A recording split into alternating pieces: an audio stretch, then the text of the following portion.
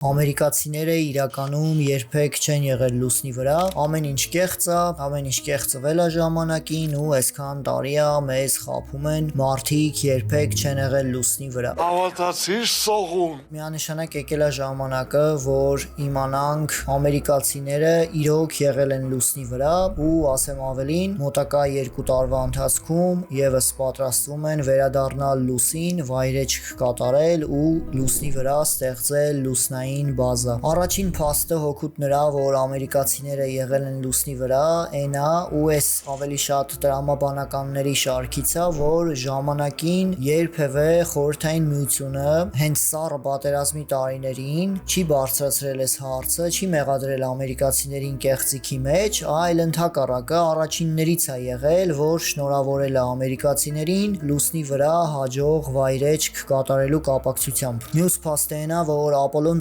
ծրագրի վրա ժամանակին աշխատել է ավելի քան 400,000 մարդ։ Ու այս վերջին 50 տարիների ընթացքում նրանցից գեթ մեկը չի եղել, որ պնդի, որ այս ամեն ինչը եղել է սուտ, կեղծիք ու ուղղակի այս ծավալներով անհնարին կլիներ կոծկել կեղծիքը, այսինքն 400,000 մարդ, երբ որ աշխատում է մի ծրագրի վրա, ոնց էլ չլինի դրանց զգալի մասը ինչ որ պահին գլխի կընկնի, որ այս ամեն ինչը կեղծ է ու շատերը կբարձրաձայնեն դրա մասին։ Լուսնային առաքելությունների ընթացքում տիեզերագնացները իրենց հետ լուսնից բերել են լուսնային քարեր, որոնք որ մինչև այսօր պահվում են ԱՄՆ-ում ու ընդհանուր առմամբ մարդիկ կարան գնան ու տեսնեն այդ քարերը բերված հենց լուսնից, բայց դե այսօր նույնիսկ հնարավոր է դրան էլ չհավատան ու պնդեն, որ դրանք սովորական էլի կեղծ քարեր են, բայց այս պարագայում եթե լաբորատորիայում քիմիական անալիզի ենթարկենք այդ քարերը, ապա միանշանակ կհամոզվեք, որ դրանք հենց լուսնից բերված քարեր են։ Լուսնային առաքելությունների ընթացքում կապի ազդանշանը տիեզերագնացներից բաց գալիս էր դեպի երկիր մոլորակ ու ԱՄՆ-ից բացի եւս մի քանի երկրներ հնարավորություն ունեին որսալու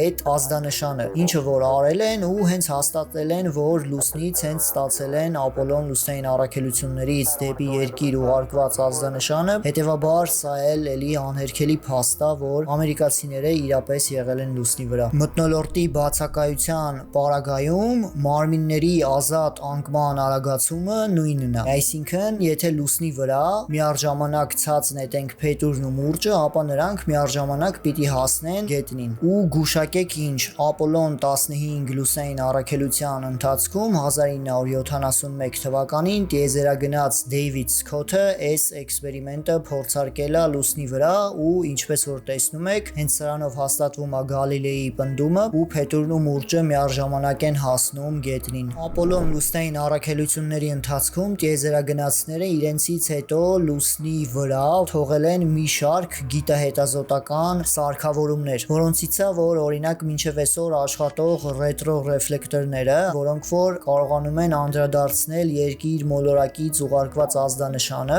այսինքն այսօր երկիր մոլորակից մարդիկ կարողանում են ազդանշան ուղարկել դեպի լուսին ու այդ ազդանշանը հետ ստանալ, որտեղ Ապոլոնի անձնակազմը անդրադարձնող հայելիները թողել է լուսնի վրա ու վերջին տասնամյակներում էլ բացի ԱՄՆ-ից մի շարք երկրներ հասել են լուսին ու նաև նկարել են հենց Ապոլոն լուսնային առաքելությունների վայրեջքի վայրերը իրենց արհեստական արբանյակներով, մի շարք երկրներ իրականացրել են լուսնի մակերեսի, իսկ ավելի կոնկրետ այն վայրերի, որտեղ որ եղել են մարդիկ գեոդեզիա, ինչը որ լրիվ համապատասխանել է Ապոլոն լուսնային առաքելությունների տիեզերագնացների կողմից արված գեոդեզիային ու բացի այդ էլ ընդամենը մի քանի ամիս առաջ մարդիկ էլի վերադարձան լուսին Արտեմիս 2 լուսնային առաքելության շրջանակներում տիեզերագնացների անձնակազմը գնաց դեպի լուսին, մի պտույտ կատարեց լուսնի շուրջը ու ետ վերադարձավ ու այդ ամեն ինչը տեղի էր ունենում ուղիղ եթերում մարդկանց աչքի առաջ, բայց դե մեկը այդ ամեն ինչը եւս կասկածի տակ են դնում ու ասում են, որ այդ ամեն ինչը եւս կեղծ էր ու այդ թեմային էլ առանձին անդրադարձել եմ տեսանյութով, բայց երևի էլի շատերդ էլ լսած կլինեք, որ օրինակ ասում են, ինչի տեսանյութերի մեջ աստղերը չեն երևում, եթե մարդիկ գտնվում են բաց տիեզերքում, ինչիա դրոշը ծածանվում, եթե մթնոլորտ չկա ու մի շարք sense պնդումներ, որոնք որ իրականում շատ հեշտ բացատրվում են ֆիզիկայի կանոններով ու եթե ծանոթ եք Mythbusters հաղորդաշարին, որը որ Discovery-ով միջոցով իմ ամենասիրած հաղորդումներից մեկն է։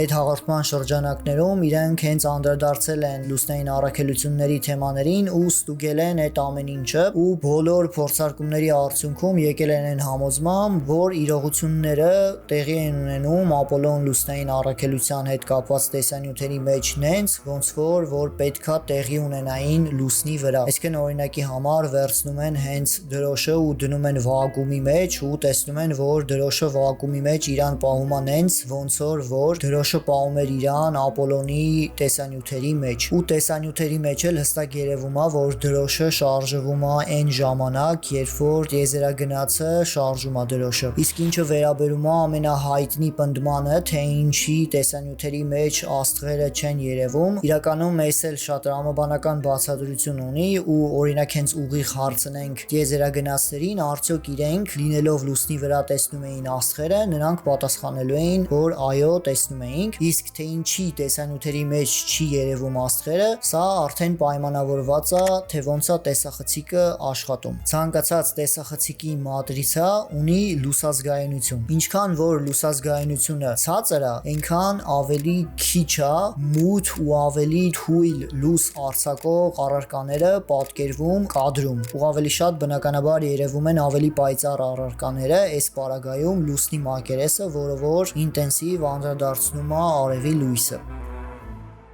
Վերջը համոզվեցիք, որ մարդիկ իրոք եղել են լուսնի վրա, իսկ եթե կան մարդիկ, ովքեր որ չեն հավատում, որ լուսնային վայրեջքները իրական են ու մարդիկ իրոք եղել են լուսնի վրա, ապա կարաք ձեր տեսակետները ներկայացնեք, մեծ սիրով կպատասխանեմ դրանց ու կփորձենք հասկանալ, արդյոք դուք ճիշտ էիք, մենք սխալ, թե այնուամենայնիվ մարդիկ իրոք եղել են լուսնի վրա։